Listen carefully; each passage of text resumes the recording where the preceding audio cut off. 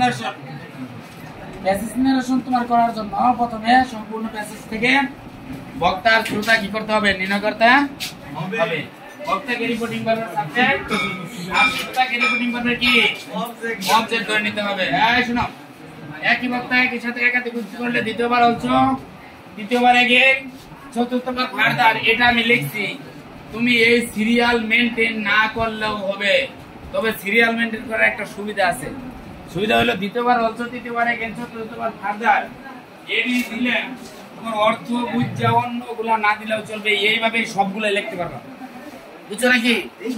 আচ্ছা, আরো উক্তি থাকলে তুমি ওগুলো অর্থ বুঝে। আর সাধারণত তোমার চতুর্থবারের পরে একই বক্তার আরো উক্তি সাধারণত থাকে না। বুঝছো নাকি? রিপোর্টিং ভার্বের অংশ প্রথম থেকে যেটা থাকে রিপোর্টিং ভার্বের অংশ, এটা প্রথমেও থাকতে পারে, শেষেও থাকতে পারে, তবে আবার নাও থাকতে পারে। তবে রিপোর্টিং ভার্ব এর অংশ প্রথমে ধরে নিতে হবে। বুঝতে পারছো? প্রথমে ধরে নিতে হবে, ধরে নিতে হবে। বুঝছো নাকি? এখন পরে একটা প্যাসেজ দিই।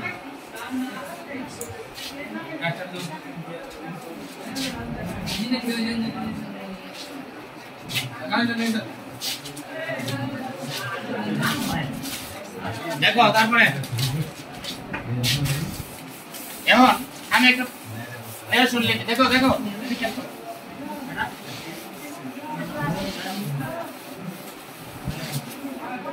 খেয়াল করো।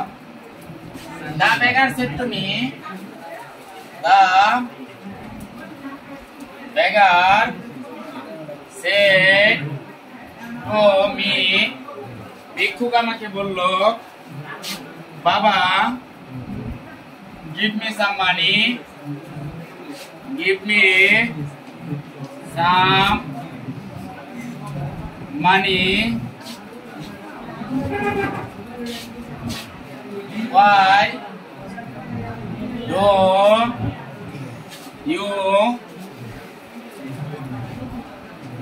you beg? তুমি কেন কি করো?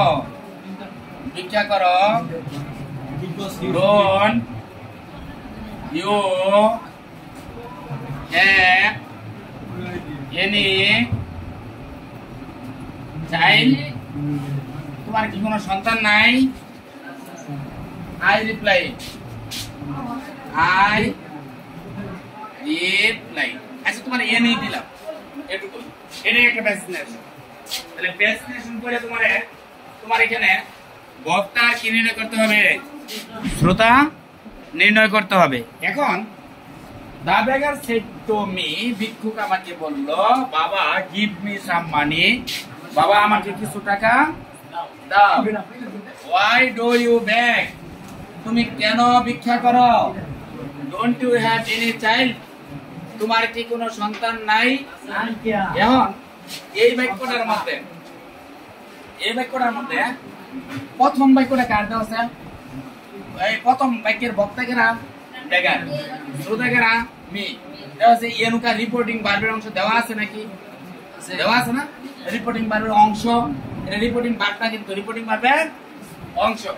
তাইলে আমি পুরাটা পড়া বক্তা আর শ্রোতা বুঝছি। বাবা গিভ মি সাম মানি, বাবা আমাকে কিছু টাকা দাও। এটার বক্তা কেরা? বেগার। এটা শ্রোতা কেরা? Me. Why do you beg? তুমি কেন ভিক্ষা করো? Don't you have any child? তোমার কি কোনো সন্তান নাই? এটা কার বক্তব্য বলো? এটা কার বক্তব্য? তাহলে এটা শ্রোতা কেরা কও? বেগার। কথা বুঝছো নাকি? আমরা এটা এখন নিরসন করার চেষ্টা করি। এটা কি ধরনের বাক্য বলো তো? এটা কি ধরনের বাক্য? এটা কি ধরনের বাক্য? Interrogative sentence. কি কি দেওয়া শুরু হয়? ডব্লিউএস ওয়ার্ড অথবা অক্সিলারি ভার্ব। এটা কি ডব্লিউএস ওয়ার্ড অথবা অক্সিলারি ভার্ব দিয়ে শুরু হয়েছে? মূল ভার্ব দিয়ে শুরু হয়েছে। Do not, don't, please, kindly, never, let, মূল ভার্ব এগুলা দ্বারা যদি শুরু হয় তাহলে ওটা ইম্পারেটিভ সেন্টেন্স। এখানে একটা সম্বোধন পদ আছে। সম্বোধন পদটা কি? বাবা। বুঝছো না? দা বেগার সেড টু মি, ভিক্ষুক আমাকে বললো বাবা। ভিক্ষুক আমারে কি বললো? বাবা। ভিক্ষুকের বাবা আমি না, এখানে আয়ে কি ভিক্ষুকের বাবা? হ্যাঁ না, তাহলে বাবা কি এখানে?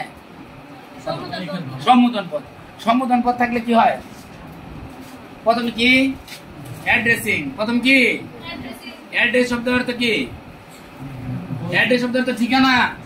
অ্যাড্রেস শব্দের ঠিকানা হইলে নাউন। অ্যাড্রেস শব্দের অর্থ ভাষণ দেওয়া। অ্যাড্রেস শব্দের অর্থ ভাষণ দেওয়া হইলে ভার্ব। অ্যাড্রেস শব্দের অর্থ সম্বোধন করা।